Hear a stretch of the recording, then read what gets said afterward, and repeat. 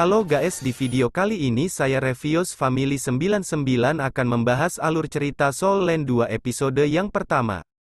Film ini yang pastinya sudah kalian tunggu-tunggu akhirnya rilis juga. Tapi sebelum lanjut alur ke ceritanya, bantu channel kami yang sederhana ini dengan tekan tombol subscribe. Oke, jika kalian sudah subscribe, mari kita langsung saja mulai ke alur ceritanya, let's go.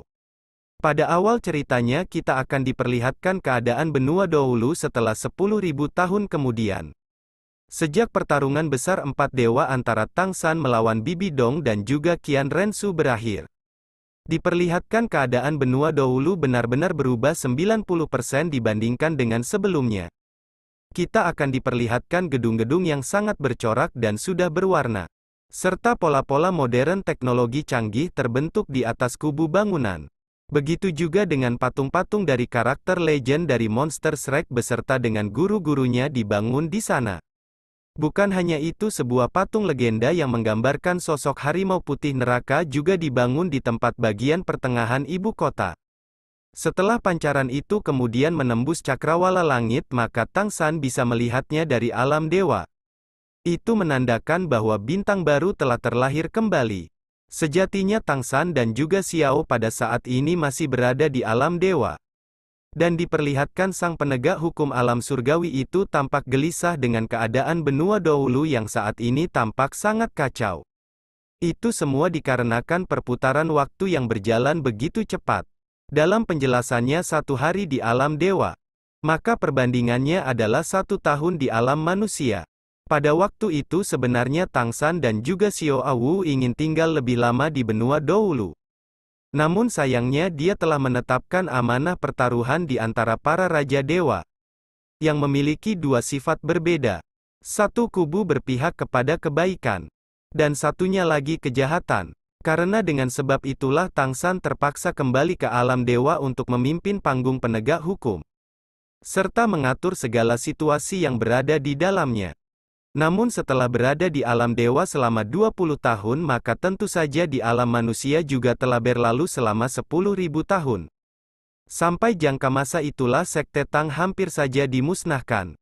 Bahkan sang istrinya Xiao Wu pun juga berkata dengan jujur, bahwa sang raja dewa kebaikan dan juga kejahatan itu sangatlah licik. Mereka malah turun ke dunia fana untuk bermain dan berlibur. Hanya dengan alasan taruhan dan membuat Tang San sampai sibuk sendiri.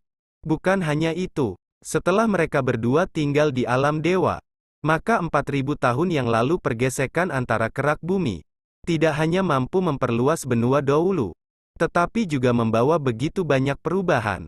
Sejak saat itulah Tang San tidak mempunyai kekuatan untuk mengatur alam manusia, dan hanya bisa menjadi penonton di alam dewa, serta berpasrah menyaksikan perubahan dunia roh selama lebih 10.000 tahun. Nah, dijelaskan 4.000 tahun yang lalu Kekaisaran Dunia Ryu dari barat menabrak benua dahulu dan membuka deklarasi perang untuk melawan negara-negara awal yang berada di sana.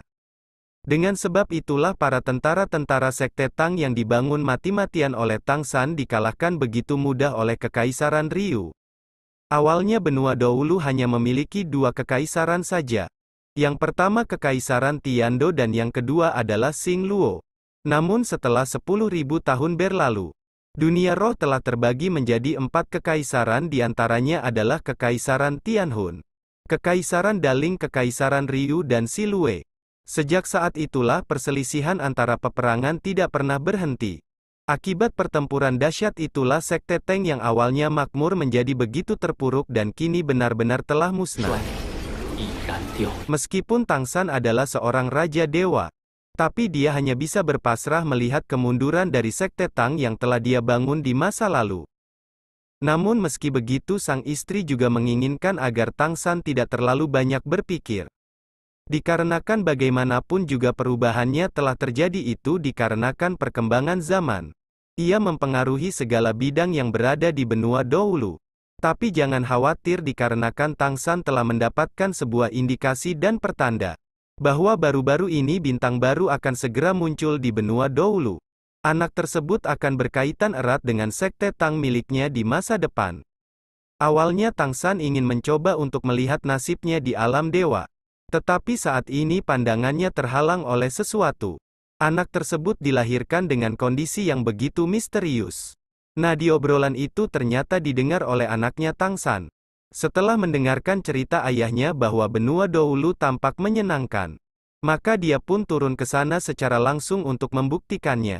Jadi dijelaskan putri Tang San yang bernama Tang Wutong ini sudah berada di benua Doulu dan perjalanan baru pun dimulai. Singkat cerita, setelah di alam dewa maka kita akan diperlihatkan sang MC yang baru yaitu Wu Yuhao, yang pada saat ini bertemu dengan dua penjaga kerajaan. Awalnya dua penjaga itu tidak mengenali sosok Yu Huo.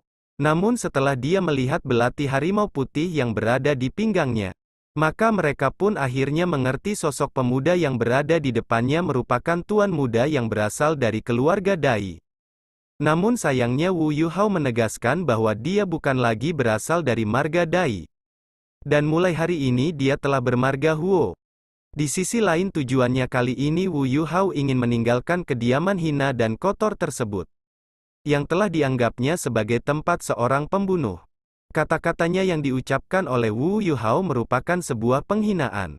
Oleh karena itulah dua penjaga prajurit tersebut mencoba menyergapnya. Tetapi tiba-tiba saja Wu Yuhao memancarkan matanya dan menghilang.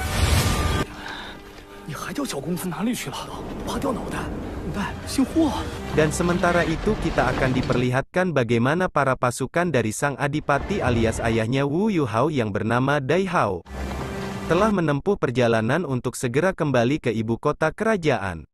Di sisi lain sebenarnya Wu Yuhao juga tahu bahwa itu adalah kereta kencana milik ayahnya. Tapi sebelum melakukan perjalanan Wu Yuhao terus mengingat tragedi yang telah menimpa ibunya di masa lalu. Ibunya yang diasingkan di sebuah tempat gudang kayu dan tidak diperbolehkan untuk berada di kediaman adipati. Bahkan saking kejamnya sang istri pertama adipati itu menganggap bahwa Wu Yuhao adalah seorang anak haram yang telah dilahirkan oleh ibundanya Yun Er. Oleh karena itulah setelah mereka diasingkan, Ibunda Wu Yuhao bekerja mati-matian sendirian dan bahkan dia mulai sakit-sakitan sampai pada akhirnya dia pun terjatuh. Dan sudah sangat sekarat. Sampai sebelum menjelang ajalnya Yun Er memberikan sebuah pisau belati yang bernama belati harimau putih kepada putranya Wu Yuhao. Dan dia pun mengatakan kepadanya bahwa belati ini adalah hadiah untuknya. Dikarenakan mau bagaimanapun Wu Yuhao tetaplah putra dari sang adipati. Dan kisah tragis yang dialami oleh Wu Yuhao ini membuatnya terpaksa harus berjuang sendiri. Dan setelah dia kehilangan ibundanya kekuatan rohnya telah mencapai level ke-10. Dengan level seperti itu Wu Yuhao sudah memiliki kualifikasi untuk mendapatkan cincin roh pertamanya. Wu Yuhao adalah sosok anak yang berbakti kepada ibundanya. Dia mengukir batu nisan ibunya sendiri menggunakan belati harimau putih yang telah dia dapatkan dari ibunya. Dan di masa depan dia akan bertahan hidup dengan baik dan menjadi seorang master roh sejati. Dan dia berjanji akan membuat keadilan kepada ayah dan juga istri pertamanya itu. Dan kisah film Soul Land 2 ini sangat menyedihkan ya guys. Oke, sampai sini dulu aja ya guys alur ceritanya. Dan jika kalian suka nanti saya akan melanjutkan alur ceritanya Soul Land 2 ini di bagian yang kedua. Karena agar videonya tidak kepanjangan. Dan terima kasih yang sudah menonton videonya sampai selesai. Revios Family 99 pamit dulu. Oke, thanks for watching, bye bye.